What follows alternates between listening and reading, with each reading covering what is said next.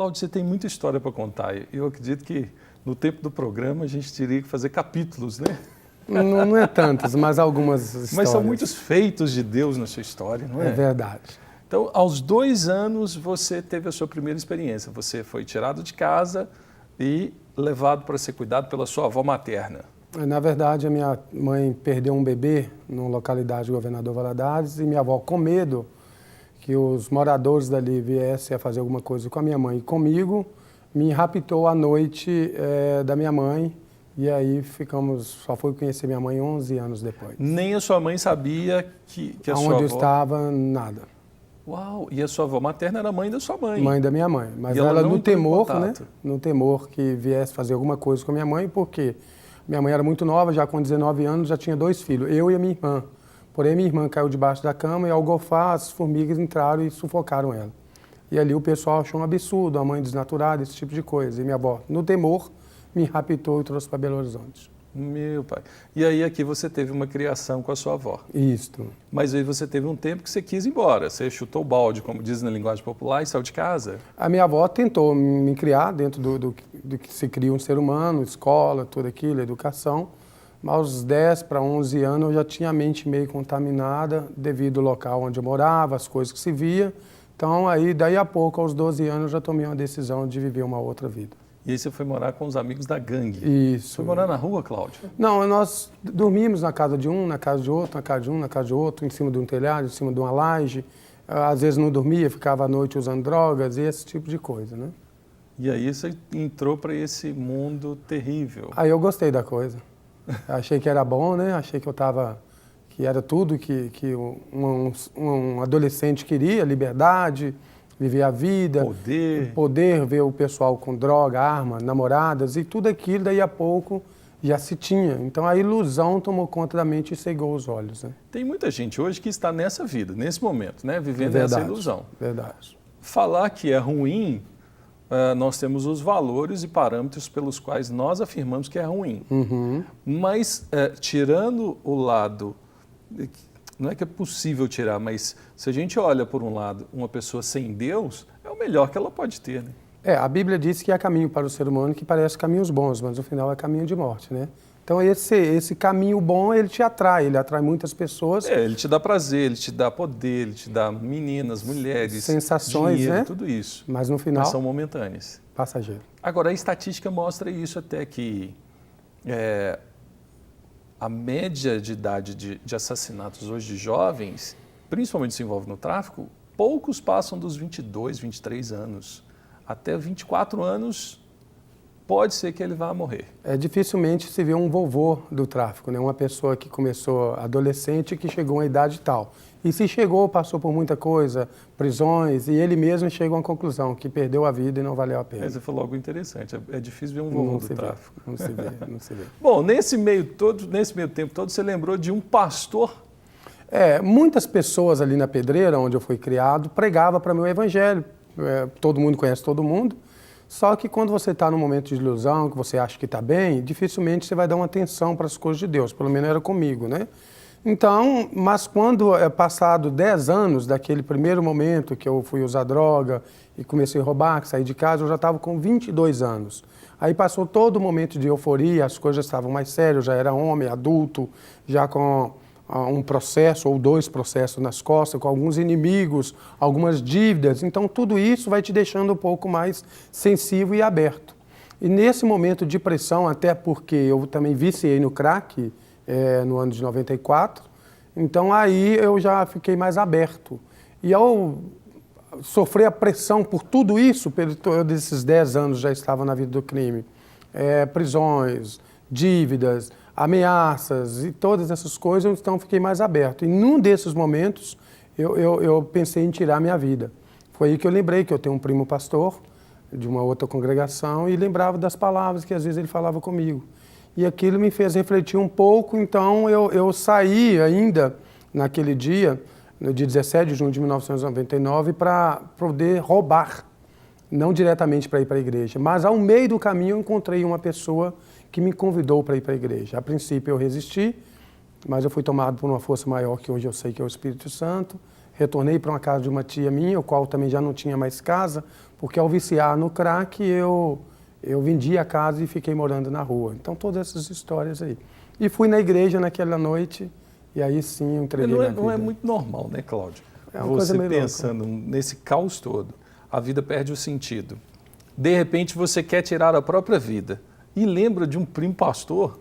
É Deus, né? É Deus me dando uma grande oportunidade, né? E Deus falando, acorda, Claudão. Vem cá que ainda tem algo para você viver nessa vida. Porque é raro.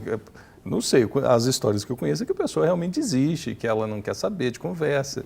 E você Se lembrou. fecha. E você foi procurar. Eu fui procurar. Eu saí para mim buscar um alívio dentro de uma dívida, né? E nesse meio, nesse inteirinho, Deus, como já tinha esse plano, que me deu aquele momento de pensar, estava vendo o meu desejo, Ele quis me dar uma rica oportunidade. Colocou uma pessoa que eu falo que é um anjo no meu caminho que me ajudou a mudar a minha história. E aí mudou sua história. De lá para cá é um novo Claudão. Mudou. É interessante, né? Eu hoje trabalho na igreja, até tenho o privilégio de trabalhar ao seu lado, e muitas pessoas não sabem da minha história, mesmo convivendo comigo 1, 2, 3 anos. E quando alguém conta, ou porventura eu conto, ou que alguém vai assistir esse programa... Ninguém imagina, Cláudio. Vai falar, mas e se você está falando verdade? Eu falo, cara, eu não falo mentira, né? Isso foram fatos e fatos, assim, reais, que quem me conhece há tempos mais pode comprovar isso, né? Mas pelo seu jeito hoje, a forma como você lida com isso, ninguém fala. Deus mudou. Deus mudou de totalmente. Verdade, né? Palavra, mente, andado, roupa, olhar, tudo. Porque é o seguinte, uma característica que eu vejo na Igreja Batista Lagoinha que você tem é que todos te amam, cara. É difícil uma pessoa que não gosta do Cláudio. Eu não sei se todos gostam de mim, pelo menos eu gosto de todos, mas eu sou tratado muito bem por todos, né? Obrigado pelo carinho, né? Mas eu lembro, até a Dina falando há um tempo atrás, que ela contava um caso que parece que você chegou atrasado numa reunião que não era para chegar, e aí ela até para chamar a atenção, na hora que ela foi chamar a atenção, não, porque eu vi um irmão lá no caminho, eu tive que ajudar, alguma coisa assim. Falou, pastor, me perdoa, o rapaz estava precisando, como que eu ia fazer? Eu sei que eu tinha que chegar aqui, mas uma pessoa precisando... aí ela... Mas aí você, há um tempo atrás, a gente conversava lá próximo à igreja, no estacionamento, e você dizia isso, que você sabe do que você abriu mão, você tem consciência de que você tem a vida mais simples, poderia ter uma vida muito, vamos falar assim, o tráfico, as drogas ou outro mundo proporciona riquezas que são terrenos materiais, mas elas existem, muito maiores. Verdade. E que você... sabe hoje e tem consciência de que a vida que você tem hoje é mais simples, mas ela é infinitamente melhor. Não troco por nada. Isso é bom demais, não né, Cláudio? Sou muito feliz. Aliás, eu costumo dizer, e não é demagogia, que dificilmente ou não existe alguém mais feliz do que eu nessa terra. Até porque eu sei de onde Deus me tirou. Eu imagino uma pessoa morta como Lázaro, 4 dias Jesus fala, vem para fora. Eu era esse Lázaro. E uma pessoa que estava morta e ressuscita, ele tem tudo de presente, porque ele já estava morto e está vivendo. É o meu caso. Então, ele não tem porquê e não tem direito de reclamar. Tudo tá bom. Ele estava morto. Até quando a gente vai distribuir jornal, não fosse pena É verdade. Eu fiquei do seu lado lá. Então é um privilégio que Deus nos dá, o simples fato de viver e viver uma vida na presença de Deus. Que não tem algo melhor, não tem dinheiro, prazer ou qualquer coisa. É só a pessoa provando e vendo. É bom ter dinheiro, é bom ter prazer dentro dos limites de Deus, não nego isso, mas ter Deus é muito mais importante. Essa paz que excede todo entendimento, essa paz que é de fato, que não depende dessas coisas. A paz verdadeiramente de ter um Deus que mudou a sua história. E te deu família, te deu longevidade, te deu alegria da vida, né? Rapaz, eu tenho 4 filhos. Eu tenho uma filha de 24 anos com uma outra pessoa, quando eu não era cristã.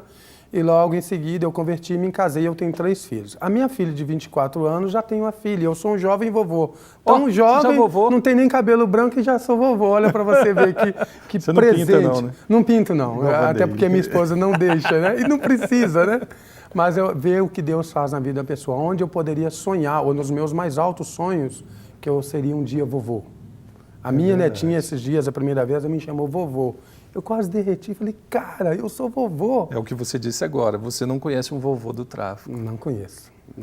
Ou seja, é uma bênção que está na Bíblia, que é, verás os filhos dos teus filhos.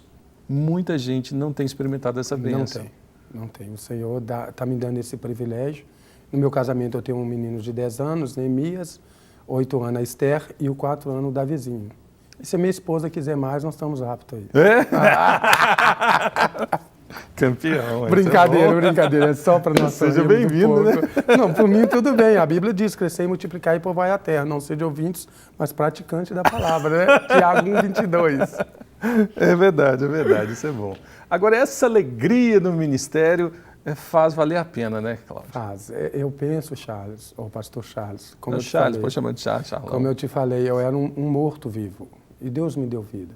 E eu entendi isso com muita clareza, que hoje eu não tenho outro prazer que não seja viver para falar que Deus pode mudar a vida das pessoas. E eu nunca sonhei que eu seria um pastor, que eu estaria trabalhando numa igreja como obreiro, pastor, essas coisas. E Deus tinha isso nos planos dele. Eu trabalho na igreja da Lagoinha, vai completar 14 anos. Eu vim lá da limpeza, porteiro, vigia, segurança. Você começou na limpeza, dia 3 de dezembro de 2000. Primeiro dia que eu comecei a trabalhar na igreja. Então, desde então... Sabia, essa história eu não sabia. Eu venho trabalhando e desde então com o mesmo prazer, com a mesma alegria, com a mesma atenção às pessoas, sem mudar nada, e certas responsabilidades. Mas eu nunca sonhei que eu seria um pastor ou que seria qualquer outra coisa assim. Eu já estava grato a Deus por ser um ser humano, um cidadão, um homem casado, pai de família, trabalhador, honesto e amigo das pessoas. Mas quisera Deus me dar aí oportunidades maiores. Ou seja, o fato de você não ter tido a oportunidade de estar vivo, trabalhando, independente da função, já era satisfatório. O máximo que você poderia pensar. Não que eu não aspirava a outras coisas mais, mas já me sentia muito feliz com o pouco que se tinha. E hoje você é um pastor de área, né? Hoje eu trabalho com a pastora Dina Márcia ali na Casa de Célula. Eu estou debaixo da supervisão dela, onde eu cuido de 25 células de forma direta. Em torno de 200 a 250 pessoas que tenho que dar relatório e ali prestar. É uma igreja. É uma igreja. E é interessante, eu costumo falar com as pessoas, eu tenho lá psicólogos, advogados, juízes, políticos e pessoas de alto padrão, alto gabarito. E eu brinco com eles, essa liberdade, falo, como que vocês vão pedir conselho eu? Eu vim lá de cima da pedreira, eu que tenho que sentar aos seus pés. E aí a gente sorri muito, mas a gente sabe que Deus dentro de nós faz muita diferença. Ele pode pegar um ser humano incapaz, julgado aos cantos e fazer algo muito mais que o que fica de história para você é que não importa a origem, não importa a bagagem intelectual, não importa quem é a pessoa. O que importa é a disponibilidade e a disposição do coração que ela tem de decisão para trabalhar para o Senhor. Tudo isso ajuda, né? Ter todos esses acessórios. Mas se ela não tiver essa disposição aberta, íntima, pura, deliberada, ela vai bater cabeça, vai ficar triste, não vai romper. Mas se ela tem tudo isso e um coração aberto para servir a Deus, vai ser muito bom.